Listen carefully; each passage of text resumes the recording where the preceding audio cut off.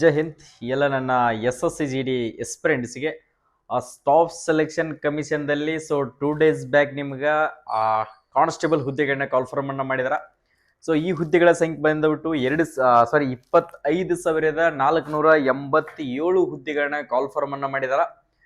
Almost ಅಲ್ಲಿ ಎಲ್ಲರೂ ಕೂಡ ಇದ್ರ ಬಗ್ಗೆ ಮಾಹಿತಿಯನ್ನ ತಿಳ್ಕೊಂಡಿದ್ದೀರಿ ಅನ್ಕೊಳ್ತೀನಿ. ನಾನು ಟೋಟಲಿ ಬಂದ್ಬಿಟ್ಟು 2 ವಿಡಿಯೋಗಳನ್ನ ಮಾಡಿ ಹಾಕಿದ್ದೀನಿ ಇದ್ರ ಬಗ್ಗೆ.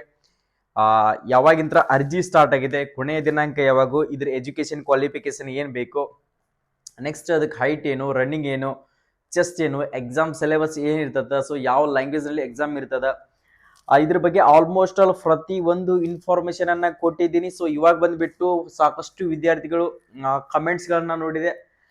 ಸರ್ ನಾವು ಎಸ್ ಎಸ್ ಸಿ ಜಿ ಡಿಯಲ್ಲಿ ಅರ್ಜಿಯನ್ನ ಸಲ್ಲಿಸಬೇಕಾದ್ರೆ ಪೋಸ್ಟ್ ಪರ್ಫಾರ್ಮೆನ್ಸ್ ಅನ್ನ ಯಾವ ತರ ಕೊಡ್ಬೇಕು, ನೀವೇನಾದ್ರೂ ಮೊದಲ ಬಾರಿಗೆ ಅರ್ಜಿ ಸಲ್ಲಿಸಬೇಕಂತ ಅನ್ಕೊಂಡಿದ್ರೆ ಇದೇ ಫಸ್ಟ್ ಟೈಮ್ ಆನ್ಲೈನ್ ಸೆಂಟರ್ಗೆ ವಿಸಿಟ್ ಕೊಟ್ಟು ನಾನು ಯಾವುದೇ ಒಂದು ಅರ್ಜಿಯನ್ನ ಸಲ್ಲಿಸಿಲ್ಲ ಸರ್, ನಾನು ಫಸ್ಟ್ ಟೈಮ್ ಸಲ್ಲಿಸ್ತಾ ಇದ್ದೀನಿ, ಅದ್ರ ಬಗ್ಗೆ ಇನ್ಫಾರ್ಮೇಶನ್ ಕೊಡಿ ಸರ್ ಅಂತ ಕೇಸಿಂದ ಸಾಕಷ್ಟು ಸ್ಟೂಡೆಂಟ್ಗಳು ರಿಕ್ವೆಸ್ಟ್ ಮಾಡ್ಕೊಂಡ್ರಿ. ಇದು ಬಹಳ ಬಹಳ ಇಂಪಾರ್ಟೆಂಟು. ಯಾಕೆ ಇಂಪಾರ್ಟೆಂಟ್ ಅಂತ ನಾನು ನಿಮ್ಗೆ ಹೇಳಿದ ಮ್ಯಾಗ ಗೊತ್ತಾಗುತ್ತಾ, ಅಲ್ಲಿ ಮಟ ಗೊತ್ತಾಗೋದಿಲ್ಲ. ನೆಕ್ಸ್ಟ್ ಇನ್ನೊಂದು ಡಾಕ್ಯುಮೆಂಟ್ಗಳ ಬಗ್ಗೆ ಡೌಟ್ ಇದೆ, ಅದನ್ನು ಕೂಡ ಕ್ಲಿಯರ್ ಮಾಡ್ತೀನಿ.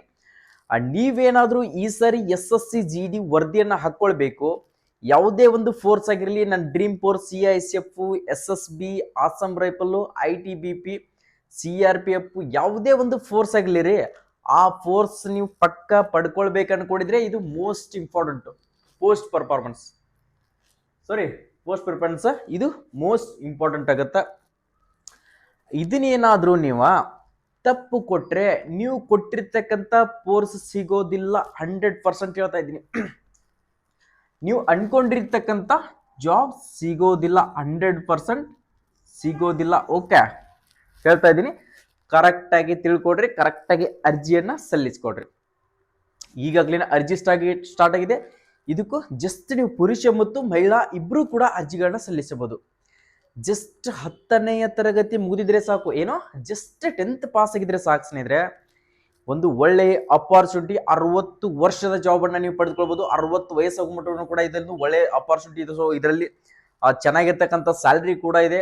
ಇದರಲ್ಲಿ ಒಂದು ಡ್ರೀಮ್ ವರದಿಯನ್ನು ಹಾಕೊಳ್ಬಹುದು. ನಿಮ್ಗೆ ಫ್ಯಾಮಿಲಿ ಕ್ವಾರ್ಟರ್ಸ್ ಕೂಡ ಸಿಗುತ್ತದೆ. ಅದರ ಜೊತೆಗೆ ಹಾಸ್ಪಿಟಲ್ ವ್ಯವಸ್ಥೆ, ಪ್ರತಿ ಒಂದು ಕೂಡ ಡಿಫೆನ್ಸ್ ನಲ್ಲಿ ಇದೊಂದು ಒಳ್ಳೆಯ ಹುದ್ದೆನೆ ಅನ್ಕೊಳ್ಬಹುದು, ಕಾನ್ಸ್ಟೇಬಲ್. ಓಕೆ, 10ನೇ ತರಗತಿ ಪಾಸ್ ಆಗಿದ್ರೆ ಸಾಕು. ನೋಡ್ಕೊಡ್ರಿ, ಅರ್ಜಿ ಸಲ್ಲಿಸುವ ದಿನಾಂಕ ಒಂದ್ಸರಿ ನಾನು ಇನ್ನೊಂದ್ಸರಿ ಹೇಳ್ತೇನೆ. ಲಾಸ್ಟ್ 1/12/2025 ಅಂದ್ರೆ ಇವಾಗಲೇ ಸ್ಟಾರ್ಟ್ ಆಗಿದೆ. 1/12/2025 ಹಿಡಿದು 30/12/2025 ಒಂದು ತಿಂಗಳ ಹೊರಗಡೆ ನಿಮ್ಗೆ ಅರ್ಜಿಯನ್ನು ಸಲ್ಲಿಸೋಕೆ ಕಾಲಾವಕಾಶ ಇರುತ್ತೆ ಸ್ನೇಹಿತರೆ. ಓಕೆ, ಗೊತ್ತಾಯ್ತಾ? ನೀವೇನಾದ್ರೂ ಮೊದಲ ಬಾರಿಗೆ ನಮ್ಮ ಯೂಟ್ಯೂಬ್ ಚಾನಲ್ ನೋಡ್ತಾ ಇದ್ರೆ, ಇದೇ ಫಸ್ಟ್ ಟೈಮ್ ನೋಡ್ತಾ ಇದೀನಿ ಅಂತಂದ್ರೆ, ಯಾವುದೇ ಒಂದು ಸ್ಟೇಟ್ ಗೌರ್ಮೆಂಟ್ ಆಗಿರಲಿ, ಸೆಂಟ್ರಲ್ ಗೌರ್ಮೆಂಟ್ ಆಗಿರಲಿ, ಪ್ರೈವೇಟ್ ಜಾಬೇ ನೀವು ತಯಾರಿಯನ್ನ ಮಾಡ್ತಾ ಇದ್ದೀರಿ. ಸರ್ ನಾನು 10th ಮುಗಿದಿದೆ, PUC ಮುಗಿದಿದೆ, ಡಿಗ್ರಿ ಮುಗಿದಿದೆ, ನನಗೆ ಜಾಬ್ ಬಗ್ಗೆ ಯಾವುದು ಕೂಡ ಇನ್ಫಾರ್ಮೇಶನ್ ಗೊತ್ತಿಲ್ಲ ಅಂತಿರ್ತಕ್ಕಂಥ ವಿದ್ಯಾರ್ಥಿಗಳಿಗೆ ನಮ್ಮ HJ ಪ್ಯಾರಾಮಿಲಿಟರಿ ಅನ್ನೋ ಒಂದು ಯೂಟ್ಯೂಬ್ ಚಾನಲ್ ಏನಿದೆಯಲ್ಲ, ಇನ್ಫಾರ್ಮೇಶನ್ ಫ್ಯಾಕ್ಟ್ರಿನೇ ಅನ್ಕೊಳ್ಬಹುದು. ಸಾಕಷ್ಟು ಇನ್ಫಾರ್ಮೇಶನ್ ಗಳನ್ನ ಕೊಟ್ಟಿದೀವಿ, ನೋಡ್ಕೊಡ್ರಿ ಅಚ್ಚುಕಟ್ಟಾಗಿ ಕನ್ನಡದಲ್ಲೇ. ಇವತ್ತೊಂದು 8th ಮೇಲೆ ಕಾಲ್ಫಾರ್ಮ್ ಮಾಡಿರಲಿ, 10th ಮೇಲೆ ಇರಲಿ, PUC ಆರ್ಟ್ಸ್, ಒಂದು ಲೋವರ್ ಪೋಸ್ಟ್ ಇಂತ ಪ್ಯೂನ್ ಪೋಸ್ಟ್ ಇಂತ ಹಿಡಿದು ಆಫೀಸರ್ ಪೋಸ್ಟ್ ಮಟ್ಟ ಕಾಲ್ಫಾರ್ಮ್ ಆಗಿರ್ತಕ್ಕಂಥ ಹುದ್ದೆಗಳ ಇನ್ಫಾರ್ಮೇಶನ್ ನಮ್ಮ ಚಾನಲ್ದಲ್ಲಿ ಸಿಗ್ತಾನೆ ಇರ್ತದೆ. ಆದ ಕಾರಣಕ್ಕೋಸ್ಕರ ನಾವು ಕೊಡ್ತಿರ್ತಕ್ಕಂಥ ಮಾಹಿತಿ ಇಷ್ಟ ಆಗಿದ್ರೆ, ಹೆಲ್ಪ್ಫುಲ್ ಆಗ್ತಾ ಇತ್ತಂದ್ರೆ ಮಾತ್ರ ಸಬ್ಸ್ಕ್ರೈಬ್ ಮಾಡ್ಕೊಡ್ರಿ, ಇಲ್ಲಂತಂದ್ರೆ ಬೇಡ. ಓಕೆ, ಬನ್ನಿ ಟಾಪಿಕ್ ಬಗ್ಗೆ ಬರೋಣ. SSL ಸ್ಟಾಫ್ ಸೆಲೆಕ್ಷನ್ ಕಮಿಷನ್ ದಲ್ಲಿ ಪ್ರತಿ ವರ್ಷನೂ ಕೂಡ ಕಾಲ್ಫಾರ್ಮ್ ಮಾಡ್ತಾರೆ ಸರ್. ಹೋದ್ ಸರಿ ಬಂದ್ಬಿಟ್ಟು 39,000 ಹುದ್ದೆಗಳನ್ನ ಫಸ್ಟ್ ಗೆ ಕಾಲ್ಫಾರ್ಮ್ ಮಾಡಿದ್ರು. ಅದಾದ್ಮೇಲೆ ಮತ್ತೆ ವೇಕೆನ್ಸಿಯನ್ನ ಇನ್ಕ್ರೀಸ್ ಮಾಡಿ 53,000 ಹುದ್ದೆಗಳನ್ನ, ಟೋಟಲಿ 53,000 ಹುದ್ದೆಗಳು. ಈ ಸರಿ 25,000 ಕಾಲ್ಫಾರ್ಮ್ ಮಾಡಿದ್ರೆ ಇನ್ನು 25,000 ಅದರಲ್ಲಿ ಆಡ್ ಮಾಡುವಂತ ಚಾನ್ಸಸ್ ಇದೆ, ಅಂದ್ರೆ ಪ್ಲಸ್ ಮಾಡುವಂತ ಚಾನ್ಸಸ್ ಇದೆ. ಅದು ಯಾವಾಗ ಎಕ್ಸಾಮ್ಗಳು ಕಂಪ್ಲೀಟ್ ಆದ್ಮೇಲೆ ವೇಕೆನ್ಸಿಗಳನ್ನ ಆಡ್ ಮಾಡ್ತಾರ, ಕಂಪಲ್ಸರಿ ಆಡ್ ಮಾಡ್ತಾರ. ಟೋಟಲಿ ಬಂದ್ಬಿಟ್ಟು 20,000 ಆದ್ರೂ ಆಡ್ ಮಾಡ್ತಾರ. ಸರ್ ಹೋದ್ ಸರಿ ಜಾಸ್ತಿ ಇದು, ಸರಿ ಕಡಿಮೆ ಇದೆ, ಕಟಪ್ ಜಾಸ್ತಿ ನಿಲ್ಲುತ್ತೆ ಸರ್, ಕಡಿಮೆ ವೇಕೆನ್ಸಿ ಅದಾವ ಅಂತ ಅಂತಿರ್ತಕ್ಕಂಥವ್ರಿಗೆ ನಿಮಗೆ ಬೇಕಾಗಿರೋದು ಒಂದೇ ಒಂದು ವೇಕೆನ್ಸಿ. ನೋಡಿ, ಎಷ್ಟೇ ಬಿಟ್ಟರು ಕೂಡ ಅದಕ್ಕೆ ಪೈಪೋಟಿ ಮಾಡ್ಲೇಬೇಕಾಗುತ್ತಾ. ಸ್ಟೇಟ್ ವೈಸ್ ಕಟಪ್ ಇರುತ್ತೆ, ಆಲ್ ಓವರ್ ಇಂಡಿಯಾ ಕಟಪ್ ಇತ್ತಪ್ಪ ಅಂದ್ರೆ ಬಹಳ ಟಫ್ ಆಗುತ್ತಾ. ಸ್ಟೇಟ್ ವೈಸ್ ಕಟಪ್ ಇರ್ತದೆ, ಅದು ನಮ್ಮ ಮಾತೃಭಾಷೆ ಕನ್ನಡದಲ್ಲೇನೆ ಎಕ್ಸಾಮ್ ಇರ್ತದ. ಓಕೆ, ಬನ್ನಿ ಪೋಸ್ಟ್ ಪರ್ಫಾರ್ಮೆನ್ಸ್ ಅನ್ನ ಕೊಡುವಾಗ ABCD ಅಂತ ಇರ್ತದೆ ಸರ್. ಆನ್ಲೈನ್ ಸೆಂಟರ್ಗೆ ಹೋಗಿರ್ತೀವಿ. ಆನ್ಲೈನ್ ಸೆಂಟರ್ಗೆ ಹೋದಾಗ ಅವ್ರು ನಮ್ಗೆ ಅದ್ರ ಬಗ್ಗೆ ಏನು ಕೂಡ ಕೇಳೋದಿಲ್ಲ, ಡೈರೆಕ್ಟ್ ಆಗಿ ಅರ್ಜಿಯನ್ನ ಸಲ್ಲಿಸಿ ಬರ್ತೀವಿ. ಏನ್ ಮಾಡ್ತೀರಿ? ಅರ್ಜಿ ಸಲ್ಲಿಸಿ ಬರ್ತೀರಿ. ತಪ್ಪು ಯಾರ್ದು? ನಿಮ್ದು ತಾನೇ. ನೋಟಿಫಿಕೇಶನ್ ನೋಡ್ಕೋಬೇಕು ತಾನೇ. ನೋಟಿಫಿಕೇಶನ್ ಓದಾಕಲ್ಲ ಅಂದ್ರೆ ಈ ತರದ ಇನ್ಫಾರ್ಮೇಶನ್ ಗೊತ್ತಿರ್ತಾನೆ. ಇನ್ಫಾರ್ಮೇಶನ್ಗಳನ್ನ ತಿಳ್ಕೊಡ್ರಿ. BSF next CISF next SSB next ಅದಾದ್ಮೇಲೆ ITBP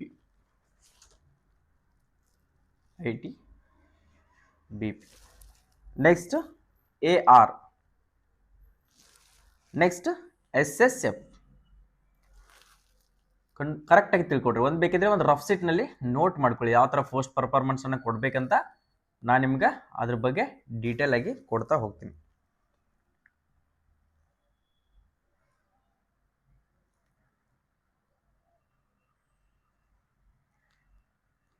ಓಕೆ, ಇಲ್ಲಿ ನೋಡ್ಕೊಡ್ರಿ. BSF ಅಂದ್ರೆ ಏನು? ಸೊ BSF ಕೋಡ್ ಕೂಡ ನಾನು ನಿಮ್ಗೆ ತಿಳಿಸ್ಕೊಡ್ತೀನಿ. ಯಾವ ಕೋಡ್ ಇದೆ BSF ಗೆ, BSF ನಲ್ಲಿ ಎಷ್ಟು ವೇಕೆನ್ಸಿ ಇದಾವೆ ಅನ್ನೋದು ಕೂಡ ಕ್ಲಿಯರಿಟಿ ಮಾಡ್ಕೊಡ್ತೀನಿ. ಆದ್ರೆ ಕರೆಕ್ಟ್ ಆಗಿ ನೋಡ್ಕೊಡ್ರಿ ಮೊದಲಿಗೆ, ಆ ನಂತರ ತಿಳ್ಕೊಳಕತ್ರ. BSF ಕೋಡ್ ಬಂದ್ಬಿಟ್ಟು A ಆಗಿರ್ತದ. ಯಾವುದು? A ಆಗಿರ್ತದ. CISF ಬಂದ್ಬಿಟ್ಟು B ಆಗಿರ್ತದ. ನೆಕ್ಸ್ಟ್ CRPF ಬಂದ್ಬಿಟ್ಟು C ಆಗಿರ್ತದ. ನೆಕ್ಸ್ಟ್ SSB ಬಂದ್ಬಿಟ್ಟು D ಆಗಿರ್ತದ. ನೆಕ್ಸ್ಟ್ ITBP ಬಂದ್ಬಿಟ್ಟು E ಆಗಿರ್ತದ. ನೆಕ್ಸ್ಟ್ SSF ಬಂದ್ಬಿಟ್ಟು ER.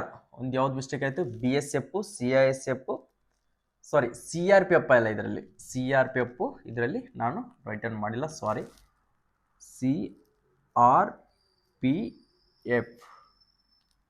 CRPF ಅದು C ಆಗಿರ್ತದ. ನೆಕ್ಸ್ಟ್ ಇದು D ಆಗಿರ್ತದ. ಇದು ITBP ದ E ಆಗಿರ್ತದ. ನೆಕ್ಸ್ಟ್ ಇದು ಅಸ್ಸಾಂ ರೈಫಲ್ F ಆಗಿರ್ತದ. ಸೊ ಇದು H ಆಗಿರ್ತದ. ಓಕೆ, ಇಷ್ಟು ಪೋಸ್ಟ್ ಪರ್ಫಾರ್ಮೆನ್ಸ್ ಇವೆಲ್ಲ ಕೊಟ್ಟಿರ್ತಾರೆ ನಿಮ್ಗೆ. ಇಲ್ಲಿ ಅಪ್ಲಿಕೇಶನ್ ಹಾಕುವಾಗ ಇದನ್ನೇನು ತೋರಿಸೋದಿಲ್ಲ. ಜಸ್ಟ್ ABCDEF ಪೋಸ್ಟ್ ಪರ್ಫಾರ್ಮೆನ್ಸ್ ಇಷ್ಟಿರ್ತಾವೆ. ನೆಕ್ಸ್ಟ್ ಹುದ್ದೆಗಳನ್ನ ನೋಡ್ಕೊಡ್ರಿ. 616. ಎಷ್ಟು? 616 BSF. 616 ಪೋಸ್ಟ್ಗಳು BSF. ನೆಕ್ಸ್ಟ್ CISF ನಲ್ಲಿ 14,595. 14,595. Next CRPF 5,490. 5,490. Next SSB 1764. 1764. Next ITBP 1,293. 1,293. Next Assam rifles 1706. 1706. Next SSF 23. ಎಷ್ಟು? SSF 23. ಓಕೆ, ಕರೆಕ್ಟಾಗಿ ತಿಳ್ಕೊಡ್ರಿ. ವಿಡಿಯೋನ ಸ್ಕಿಪ್ ಮಾಡಕ್ಕೆ ಹೋಗ್ಬೇಡ್ರಿ. ಇನ್ಫಾರ್ಮೇಷನ್ ಕರೆಕ್ಟಾಗಿ ಬೇಕಿದ್ರೆ ಒಂದ್ಸರಿ ಸ್ಕ್ರೀನ್ಶಾಟ್ ತಗೊಳ್ರಿ. ಇಲ್ಲಂತಂದ್ರೆ ಆನ್ಲೈನ್ ಸೆಂಟರ್ಗೆ ಹೋದಾಗ ಈ ವಿಡಿಯೋನ ಅವ್ರಿಗೆ ತೋರಿಸಿ ಅರ್ಜಿಯನ್ನು ಹಾಕ್ರಿ. ಈ ವಿಡಿಯೋನ ಅವ್ರಿಗೆ ತೋರಿಸ್ಬಿಟ್ಟು ಅರ್ಜಿಯನ್ನು ಹಾಕೊಳ್ರಿ. ಗೊತ್ತಾಗುತ್ತೆ ನಿಮ್ಗೆ ಯಾವ ಥರ ಪೋಸ್ಟ್ ಪರ್ಫಾರ್ಮೆನ್ಸ್ ಅನ್ನ ನೀವು ಕೊಡ್ತಾ ಇದ್ದೀರಿ. ಮೊದಲ ಬಾರಿಗೆ ಅರ್ಜಿಯನ್ನು ಸಲ್ಲಿಸಿರ್ತಕ್ಕಂಥವ್ರು ಅಪ್ಲಿಕೇಶನ್ ಆನ್ಲೈನ್ ಹಾಕಕ್ಕೆ ಹೋಗಿರ್ತೀರಿ. ABCDEFH ಅಂತ ಇರ್ತದ. ಅವ್ರೇನ್ ಮಾಡ್ತಾರೆ? ಸೊ ಉಲ್ಟಾ EBADFH ಈ ಥರ ಕೊಟ್ಬಿಡ್ತಾರೆ. ಈ ಥರ ಕೊಟ್ಬಿಡ್ತಾರೆ. ಅವಾಗ ನೀ ಸ್ಕೋರ್ ಮಾಡ್ತೀಯ 110 ಮಟ ಸ್ಕೋರ್ ಮಾಡ್ತೀಯ. 110, 115 ಮಟ ಸ್ಕೋರ್ ಮಾಡ್ತೀಯ. ಏನ್ ಮಾಡ್ತೀಯ? ನೀನ್ ಏನ್ ಮಾಡ್ತೀಯ? ಫಸ್ಟ್ಗೆ ITBP ಕೊಟ್ಟಿ ಅಂತ ತಿಳ್ಕೊ. ಯಾವುದು? ITBP ಕೊಟ್ಟಿ. ನಿನ್ ಗೊತ್ತೇ ಇರೋದಿಲ್ಲ ರೀ. ಆನ್ಲೈನ್ ಸೆಂಟರ್ಗೆ ಹೋಗಿ ಅರ್ಜಿ ಸಲ್ಲಿಸ್ಬಿಟ್ಟಿರ್ತಿ. 110 ಸ್ಕೋರ್ ಮಾಡ್ತೀವಿ. ಎಷ್ಟು? 110 ಸ್ಕೋರ್ ಮಾಡ್ತೀವಿ. ನೀನು ಯಾವ್ದು ಕೊಟ್ಟಿದೆ? ಫಸ್ಟ್ ಪರ್ಫಾರ್ಮೆನ್ಸು ITBP ಕೊಟ್ಟಿ. ಫಸ್ಟ್ ಪರ್ಫಾರ್ಮೆನ್ಸು ITBP ಕೊಟ್ಟಿ. ITBP 1 ಒಂದೇದು ITBP ಕೊಟ್ಟಿ. ನೆಕ್ಸ್ಟ್ ಬಂದ್ಬಿಟ್ಟು CRPF ಕೊಟ್ಟಿರ್ತಿ. ಸೆಕೆಂಡ್ CRPF ಸೆಕೆಂಡ್ ಕೊಟ್ಟಿರ್ತಿ. ನೆಕ್ಸ್ಟ್ ಅದಾದ್ಮೇಲೆ ಎಸ್ ಎಸ್ ಬಿ ಕೊಟ್ಟಿರ್ತಿ 3 ನಂಬರ್, ಎಸ್ ಎಸ್ ಬಿ ಕೊಟ್ಟಿರ್ತಿ. ಅದಾದ್ಮೇಲೆ ಸಿ ಐ ಎಸ್ ಎಫ್ ಕೊಟ್ಟಿರ್ತಿ 4th ಒನ್. ಅದಾದ್ಮೇಲೆ B S F 5th one ಕೊಟ್ಟಿರ್ತಿ. ನೆಕ್ಸ್ಟ್ ಅದಾದ್ಮೇಲೆ ಎಸ್ ಎಸ್ ಎಫ್ 6th ಕೊಟ್ಟಿರ್ತಿ, ಇದನ್ನ 7 ಕೊಟ್ಟಿರ್ತಿ. ಟೋಟಲಿ ಬಂದ್ಬಿಟ್ಟು 7 ಪೋಸ್ಟ್ ಪರ್ಫಾರ್ಮೆನ್ಸ್ಗಳಾಯ್ತು. ಓಕೆ, ಈ ತರ ಚಾಯ್ಸ್ ಮಾಡಿ ಕೊಟ್ಟುಬಿಟ್ಟಿ. ನೀ ಸ್ಕೋರ್ ಎಷ್ಟು ಮಾಡಿ? 110 ಸ್ಕೋರ್ ಮಾಡಿ. ಎಷ್ಟು? 110 ಸ್ಕೋರ್ ಮಾಡಿ. ಕರೆಕ್ಟಾಗಿ ತಿಳ್ಕೊ, ಪೋಸ್ಟ್ ಪ್ರಿಫರೆನ್ಸ್ ಕೊಡೋದು ಬಹಳ ಇಂಪಾರ್ಟೆಂಟ್ ಆಗುತ್ತೆ. ಅರ್ಥ ಆಗ್ಲಿಲ್ಲ ಅಂದ್ರೂ ಪರವಾಗಿಲ್ಲ, ಮತ್ತೊಂದ್ಸಾರಿ ವಿಡಿಯೋ ನೋಡು. ಅರ್ಥ ಆಯ್ತಾ? 110 ಸ್ಕೋರ್ ಮಾಡಿ. First performance I T B P ಕೊಟ್ಟು. Okay, I T B P ಕೊಟ್ಟು. ಐ ಟಿ ಬಿ ಪಿ ಕೊಟ್ಟಾಗ ನೀನು ಅನ್ಕೊಳ್ತಿ, sir C I S F ಏನೋ ಬೆಸ್ಟ್ ಜಾಬ್ ಅಂತಿದ್ದಾರೆ ಸರ್, ನನಗೆ ಸಿ ಐ ಎಸ್ ಎಫ್ ಬೇಕು ಅಂತಂದರೆ ತಿಳ್ಕೊ, ನೀನು ಟ್ಯಾಲೆಂಟ್ ಇದಿ. ನಿಂದು ಮೆಡಿಕಲ್ ಆಯಿತು, ಹೈಟು, ವೇಟು, ಚೆಸ್ಟು ಎಲ್ಲನೂ ಕೂಡ ಡಾಕ್ಯುಮೆಂಟ್ ವೆರಿಫಿಕೇಶನ್ ಫೈನಲ್ ಸೆಲೆಕ್ಷನ್ ಆಯಿತು. ಫೈನಲ್ ಲಿಸ್ಟ್ ಮಾತ್ರ ಇದೆ ಸ್ನೇಹಿತರೆ. ನಿನ್ನ ಸ್ಕೋರ್ ನೋಡ್ರೆ ಹೆವಿ ಇದೆ. C I S F I T B P cutoff ನಿಂತಿದೆ. ಎಷ್ಟು? I T B P cutoff ನೋಡ್ಕೊಡ್ರಿ, 85 ನಿಂತಿದೆ. ಸಿ ಐ ಎಸ್ ಎಫ್ದು 106 ನಿಂತಿದೆ. ನೆಕ್ಸ್ಟ್ ಪರ್ಫಾರ್ಮೆನ್ಸ್ ಯಾವ್ದು ಕೊಟ್ಟಿದ್ಯಾ? ಇದು ಸಿ ಆರ್ ಪಿ ಎಫ್ 82 ನಿಂತಿದೆ. ನೆಕ್ಸ್ಟ್ ಎಸ್ ಎಸ್ ಬಿ ಬಂದ್ಬಿಟ್ಟು 87 ನಿಂತಿದೆ. Okay, next B S F ಬಂದ್ಬಿಟ್ಟು 90 ನಿಂತಿದೆ ಅಂತ ತಿಳ್ಕೊ. ನಾನು ಅಂದಾಜು ಹೇಳ್ತಾ ಇದ್ದೀನಿ, ಇದು ಕರೆಕ್ಟ್ ಆಗಿರ್ತಕ್ಕಂಥ ಮಾರ್ಕ್ಸ್ ಅಲ್ಲ. ನಾರ್ಮಲ್ ಹೇಳ್ತಾ ಇದ್ದೀನಿ ನಾನು. ಎಷ್ಟು ಕಟಪ್ ನಿಲ್ಲುತ್ತೆ ಅಂತ ಕೇಸನ್ ಗೊತ್ತಿರೋದಿಲ್ಲ. ನಾನು ನಿಮಗೆ ಹೇಳುವಂಥ ಮಾಹಿತಿ ಇದು. ನೀನು ಅವಾಗ ವಿಚಾರ ಮಾಡ್ತೀವಿ, ಸರ್ ನಾನು ಸಿ ಐ ಎಸ್ ಎಫ್ ಸಿಗ್ತದಾ? ನನಗೆ ಸಿ ಐ ಎಸ್ ಎಫ್ ಸಿಗ್ತದಾ? ವಿಚಾರ ಮಾಡಿ ಒಂದ್ಸರಿ. ನಾನು ಕೊಟ್ಟಿರ್ತಕ್ಕಂಥ ಪೋಸ್ಟ್ ಪರ್ಫಾರ್ಮೆನ್ಸು ಮೊದಲಿಗೆ ಐ ಟಿ ಬಿ ಪಿ ಕೊಟ್ಟಿದ್ದೀನಿ. ಸ್ಕೋರ್ ಬಂದ್ಬಿಟ್ಟು 110 ಸ್ಕೋರ್ ಆಗಿದೆ. 110 ಸ್ಕೋರ್ ಆಗಿದೆ. ನಾನು ಕೊಟ್ಟಿರ್ತಕ್ಕಂಥದ್ದು ಐ ಟಿ ಬಿ ಪಿ. ನನಗೆ ಬೇಕಾಗಿರ್ತಕ್ಕಂಥದ್ದು ಸಿ ಐ ಎಸ್ ಎಫ್. ವಿಚಾರ ಮಾಡು, ಸಿ ಐ ಎಸ್ ಎಫ್ ಸಿಗೋದಿಲ್ಲ. ಯಾವುದು? ಸಿ ಐ ಎಸ್ ಎಫ್ ಸಿಗೋದಿಲ್ಲ. Next C R P F ಕೂಡ ಸಿಗೋದಿಲ್ಲ. ನೆಕ್ಸ್ಟ್ ಬಂದ್ಬಿಟ್ಟು ಎಸ್ ಎಸ್ ಬಿ ಕೂಡ ಸಿಗೋದಿಲ್ಲ. ನಿನಗೆ ಸಿಗ್ತಿರ್ತಕ್ಕಂಥದ್ದು ಐ ಟಿ ಬಿ ಪಿನೇ ಸಿಗ್ತದ. ಯಾವ್ದು ಸಿಗುತ್ತೆ? ಐ ಟಿ ಬಿ ಪಿನೇ ಸಿಗ್ತದ. ಗೊತ್ತಾಯ್ತಾ? ಈಗ ತಿಳ್ಕೊ, ತಪ್ಪು ಕೊಟ್ಟಿರ್ತಕ್ಕಂಥ ಪೋಸ್ಟ್ ಪರ್ಫಾರ್ಮೆನ್ಸ್ ಆಯಿತು. ನೆಕ್ಸ್ಟ್ ಸರ್ ಯಾವ ಥರ ಪೋಸ್ಟ್ ಪರ್ಫಾರ್ಮೆನ್ಸನ್ನು ಕೊಡ್ಬೇಕಿನ ಮೇಲೆ ನಾನು ವಿಚಾರ ಮಾಡು. ನಿನ್ನ ಟಾರ್ಗೆಟ್ ಏನು? 110 ಮಟ್ಟ ಸ್ಕೋರ್ ಮಾಡ್ತೀಯಾ ಅಂತ ತಿಳ್ಕೊ. 110 ಮಟ್ಟ ಸ್ಕೋರ್ ಮಾಡ್ತೀಯಾ. ವೇಕೆನ್ಸಿ ನಿನ್ನ ಕಾಸ್ಟಿಗೆ ಎಷ್ಟಿದಾವು? ನಿನ್ನ ಕಾಸ್ಟಿಗೆ ಎಷ್ಟು ವೇಕೆನ್ಸಿಗಳಿದಾವೆ ಒಂದ್ಸರಿ ನೋಟ್ ಡೌನ್ ಮಾಡ್ಕೊ. ಇದು ನಾನು ಟೋಟಲಿ ವೇಕೆನ್ಸಿಗಳನ್ನ ಹೇಳಿದ್ದೀನಿ. ನಿಮ್ಮ ಕಾಸ್ಟಿಗೆ ಎಷ್ಟು ವೇಕೆನ್ಸಿಗಳಿದಾವು ನೋಡ್ಕೊಂಡ್ಬಿಟ್ಟು ಈಗ ನೋಡ್ಕೊಳ್ಳಿ. ಸಿ ಐ ಎಸ್ ಎಫ್ ಜಾಸ್ತಿ ಇದಾವೆ. ಸಿ ಐ ಎಸ್ ಎಫ್ ಜಾಸ್ತಿ ಇದಾವೆ. ನಾನು first performance C I S F ಕೊಡ್ತೀನಿ ಅಂತ ತಿಳ್ಕೊ. Okay, first performance C I S F ಕೊಟ್ಟು ನೆಕ್ಸ್ಟ್ ಮತ್ತೆ ವೇಕೆನ್ಸಿ ನೋಡ್ತಿ 5000 ಸಿ ಆರ್ ಪಿ ಎಫ್ ಇದಾವೆ. ಎರಡನೇ ಸಿ ಆರ್ ಪಿ ಎಫ್ ಕೊಟ್ಟೆ. ನೆಕ್ಸ್ಟ್ ಮತ್ತೆ ಎಲ್ಲಿದಾವೆ ವೇಕೆನ್ಸಿ? 1764 ಎಸ್ ಎಸ್ ಬಿ ಇದಾವೆ. ಥರ್ಡ್ ಪರ್ಫಾರ್ಮೆನ್ಸನ್ನು ಕೊಟ್ಟೆ. ನೆಕ್ಸ್ಟ್ ಫೋರ್ತ್ ಬಂದುಬಿಟ್ಟು ಐ ಟಿ ಬಿ ಪಿ ಕೊಟ್ಟೆ. ಅದಾದಮೇಲೆ ಫಿಫ್ತ್ ಬಂದುಬಿಟ್ಟು ಎ ಆರ್ ಕೊಟ್ಟೆ. ಸೊ ಇದು 7, ಇದು 6, ಇದು 7 ಇಲ್ಲಿ ಕೊಟ್ಟೆ ಅಂತ ತಿಳ್ಕೊ. ಇವಾಗ ವಿಚಾರ ಮಾಡು, ನೀನು first performance C I S F ಕೊಟ್ಟಿಗೆ. ಸರಿ, first performance C I S F ಕೊಟ್ಟು ಕಟ್ಟಪ್ ಎಷ್ಟಕ್ಕೆ ನಿಂತು? ಸಿ ಐ ಎಸ್ ಎಫ್ 106ಕ್ಕೆ ಕಟ್ಟಪ್ ನಿಂತೈತೆ ಅಂತ ತಿಳ್ಕೊ. 106ಕ್ಕೆ ಕಟ್ಟಪ್ ನಿಂತೈತಿ. ಫೈನಲ್ ಕಟ್ಟಪ್ 106ಕ್ಕೆ ಕಟ್ಟಪ್ ನಿಂತೈತಿ. ನಿಂದು 110 ಆಗೈತಿ. ನಿನಗೆ 100% C I S F post ಸಿಗ್ತದ. 100% C I S F post ಸಿಗ್ತದ. ಸರ್ ನಂದು 110 ಆಗಿಲ್ಲ ಸ್ಕೋರ್ ಸರ. ನಂದು 110 ಸ್ಕೋರ್ ಆಗಿಲ್ಲ. ನಂದಾಗಿದೆ ಸರ 90. ಎಷ್ಟು? 90 ಸ್ಕೋರ್ ಆಗಿದೆ ಸರ್. 90 ಸ್ಕೋರ್ ಆಗಿದೆ ಅಂತ ತಿಳ್ಕೊ. ನೆಕ್ಸ್ಟ್ ಯಾವ್ದು ಬರ್ತೈತಿ? ಸೆಕೆಂಡ್ ಪರ್ಫಾರ್ಮೆನ್ಸ್ ಯಾವ್ದು ಕೊಟ್ಟು? ಅದಾದ್ಮೇಲೆ ಯಾವುದು? ಸಿ ಆರ್ ಪಿ ಎಫ್ ಕೊಟ್ಟು. ಸಿ ಆರ್ ಪಿ ಎಫ್ ಎಷ್ಟಿದೆ? 82 ಕಟಪ್ ನಿಂತಿದೆ. ಎಷ್ಟು? 82 ಕಟಪ್ ನಿಂತಿದೆ. ಓಕೆ, ನಿನಗೆ ಸಿ ಆರ್ ಪಿ ಎಫ್ ಸಿಗ್ತದ. ಅಕಸ್ಮಾತ್ 82 ಹಾಂ ಸಿ ಆರ್ ಪಿ ಎಫ್ ನಿನಗೆ ಸಿ ಆರ್ ಪಿ ಎಫ್ ಸಿಗ್ತದ. ಅಕಸ್ಮಾತ್ ನೀನು ಅದಕ್ಕೆ ಕಡಿಮೆ ಕಟಪ್ ಇತ್ತು, ಸೊ ನಿನ್ನ ಕಟಪ್ ಕಡಿಮೆ ಇತ್ತಪ್ಪ ಅಂದರೆ ಈ ಥರ ಫಸ್ಟ್ CRPF ಕೊಟ್ಟಿರ್ತಿ, CISF ಸಿಗಲಿಲ್ಲ. ನೆಕ್ಸ್ಟ್ ITBP ಯಾವುದೋ ಒಂದು CRPF ಕೊಟ್ಟಿರ್ತಿ, CRPF ಸಿಗಲಿಲ್ಲ. ನೆಕ್ಸ್ಟ್ SSB ಕೊಟ್ಟಿರ್ತಿ, SSB ಸಿಗಂಗಿಲ್ಲ. ನೆಕ್ಸ್ಟ್ ITBP ಲೆವೆಲ್ ಕಟಪ್ ಇತ್ತಪ್ಪ ಅಂದರೆ ನಿನಗೆ ITBPನಾದರೂ ಕೂಡ ಕೊಡ್ತಾರ. ಓಕೆ, ಇನ್ನಷ್ಟು ಜನ ಏನು ವಿಚಾರ ಮಾಡ್ತಾ ಇದ್ದೀರಾ ಅಂದರೆ, ಸರ್ ನಾನು ಫೈನಲ್ ಕಟಪ್ ಕುತ್ಕೊಂಡ ಮೇಲೇನೂ ಕೂಡ ನನಗೆ ಯಾವುದು ಪೋಸ್ಟನ್ನು ಕೊಡೋದಿಲ್ಲ, ಪೋಸ್ಟ್ ಪ್ರಿಫರೆನ್ಸ್ ಅನ್ನು ಕೊಡುವಾಗ ನಾನು ಯಾವ ಥರದ ಉಲ್ಟಾ ಕೊಟ್ಟರೆ ನನಗೆ ಆ ಥರದ ಪೋಸ್ಟ್ ಕೊಡೋದಿಲ್ಲ ಅಂತ ಕೇಶಂದ ಅದೊಂದು ಡೌಟ್ನಲ್ಲಿದ್ದಾರೆ. ಇಲ್ಲ, ನಿಮ್ಗೆ ಯಾವುದಾದ್ರೂ ಒಂದು ಲಾಸ್ಟ್ಗೆ ಕಟಪ್ ಎತ್ಕೊಂಡಿರ್ತಕ್ಕಂಥ ಪೋಸ್ಟನ್ನು ಪಕ್ಕ ಕೊಟ್ಟೆ ಕೊಡ್ತಾರ. ಸರ್ ನಾನೀಗ OBC ಕ್ಯಾಟಗರಿ ಅವನು, ಅದರ್ ಬ್ಯಾಕ್ವರ್ಡ್ ಕ್ಲಾಸ್ ಕ್ಯಾಟಗರಿ ಅಂತ ನಾನು ಬಂದಿದ್ದೀನಿ ಸರ್. OBCಯಲ್ಲಿ ನನ್ನ ಸ್ಕೋರ್ ಬಂದ್ಬಿಟ್ಟು ಸರ 115 ಆಗಿದೆ ಸರ್. ಸ್ಕೋರ್ ಎಷ್ಟು? 115 ಸ್ಕೋರ್ ಆಗಿದೆ ಸರ್. ನನ್ನ 115 ಸ್ಕೋರ್ ಆಗಿದೆಪ್ಪ ಅಂತಂದ್ರೆ ನಾನು ಅಂದ್ರೆ OBC ಕ್ಯಾಟಗರಿ ಅಂತ ಡೈರೆಕ್ಟ್ ಆಗಿ ಜನರಲ್ಗೆ ಕಟಪಿಗೆ ಒಗಿತಾರ ನನ್ನ.